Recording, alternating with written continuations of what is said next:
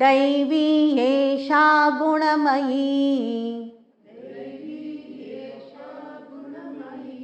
मम माया दुरत्यया मामेव ये प्रपद्यन्ते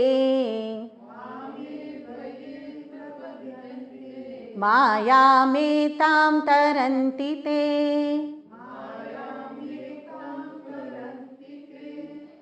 Verily, this divine illusion of mind, Daivi Maya, made up of gunas caused by the qualities, is difficult to cross over. Bhagwan himself says it is difficult. So now who else is going to give us some support that okay, I would like to come out of it? So who's going to help? Bhagwan himself says that it is difficult to cross over. It is somewhat like this, that oh, I came to take help from you and you yourself say that you yourself are in trouble. Where will I go for help now? So Arjun would have looked at Bhagwan. Oh God, see, I told you no to get back to the palace. I don't want to fight this battle. Whether it is Maya or whatever, it is difficult. You also confess that yes, it is difficult. Why are you telling me then to face it? You are the savior, you yourself are saying it's difficult. Daivi, this is, divine power. This is why it is difficult. Had it been some ordinary power, it was easier to come out of it. This is also this is the plight of our sadhana. I am that supreme consciousness. I am that pure self, untainted, eternal. And I myself am in trouble because of my own projections. I myself have gone into the clutches of the gunas. So basically, the projection that is projected is also due to my divine power only. So it is my Maya only. So who is going to pull me out of it now? There is no third person or even the second person who can pull me out of it. Since it is divine power, so it is very powerful also. It's not an ordinary power. It's a divine power.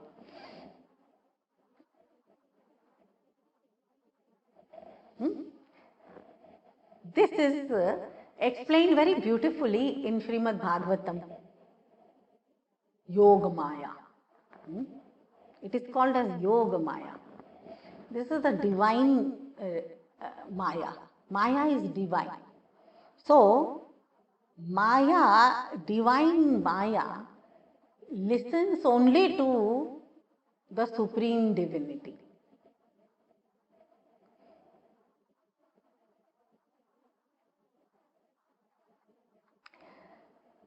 The one who can pull you out of delusion is deluding you. Right?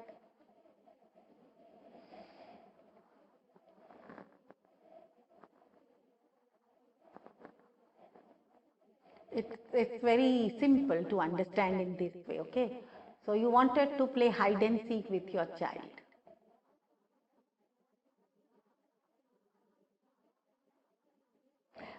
You didn't want to play hide and seek, you wanted to make your child find out something which you have hidden, okay? So you hid some toy or something somewhere. You only hid it. Now you only is deluding her, the child, and misguiding her here and there because you don't want him or her to find it immediately. So you're taking him around all the house. And the child is also looking for it, having so much of faith that you are the parent is definitely going to guide him and not misguide him. Definitely. Children have faith. So then They'll listen to you also. Not here, look at there. So the child will run in that direction also, thinking that of course you will not misguide, no. But you only hid it. Now you only are misguiding the child. And now after a while, when the child has played sufficiently, you only will guide him back to the toy. And by your power only, the child is going to find the toy also. Maybe you only will pull it out and show it to the child, that here it is. So it's all the play of the parent only. And the child in its innocence doesn't even know that when the child got lost into this play, but the child will have to come back to you to seek help. Even if the child knows that the parent has hidden the toy, and yet the child will come to the parent only. It is somewhat like this, that we know that it is the power of Maya created by Bhagavan deluding me. I'll have to go back to him only, so that he may grace me, so that he will remove this delusion. Mam eva ye prapadyante mayam etam taranti te. The one who takes refuge in me alone crosses this Maya of mine.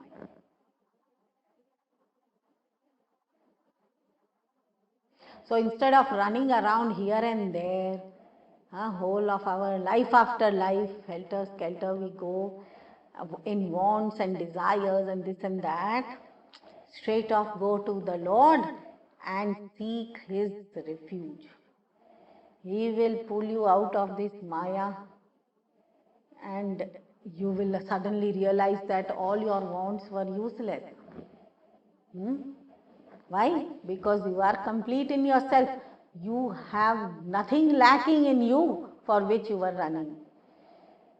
This divine illusion of mind, made up of gunas, caused by the qualities, is difficult to cross, but not impossible. Why? Because for the believer, it is not difficult. Faith plays a big role in crossing this Maya. We have more faith in our ego than the power of the divine. If we leave everything in the hands of the divine and we remain committed to our duty, then everything falls in its place. Because He removes the delusion and we are able to do the needful. Because ego creates delusion, no? The moment you drop your ego, the delusion is removed. You can see clearly and you can perform efficiently. Instead, if we don't take the refuge, then our ego is too big, which deludes us, and we are unable to see the path correctly, and therefore we become unsuccessful.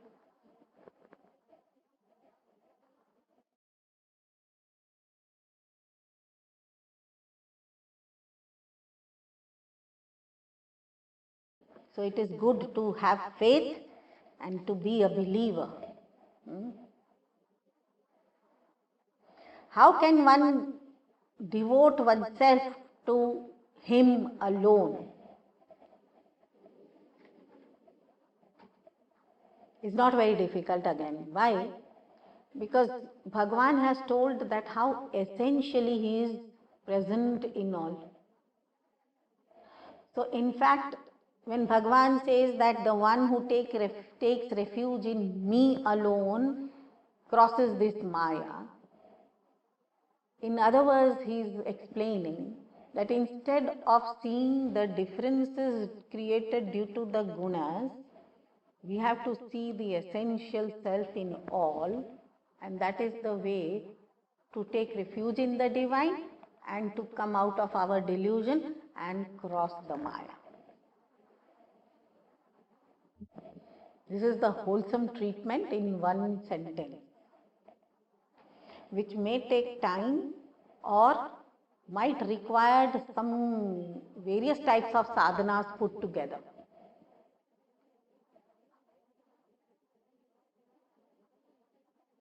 But it can be a constant and regular and daily practice. That day in and day out, through the day, I am not focusing on the gunas which are creating the world of plurality, but I am focusing on that oneness or the spirit behind all the forms and shapes and colors and types that I am seeing, the projections. I am not going to focus on those, I am focusing on the divine presence in all.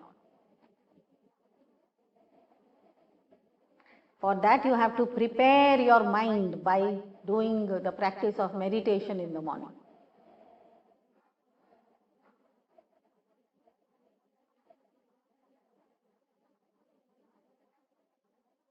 But then all those who practice do not really cross the Maya, are unable to free themselves from the delusion. Why it is so? Bhagavan explains that also.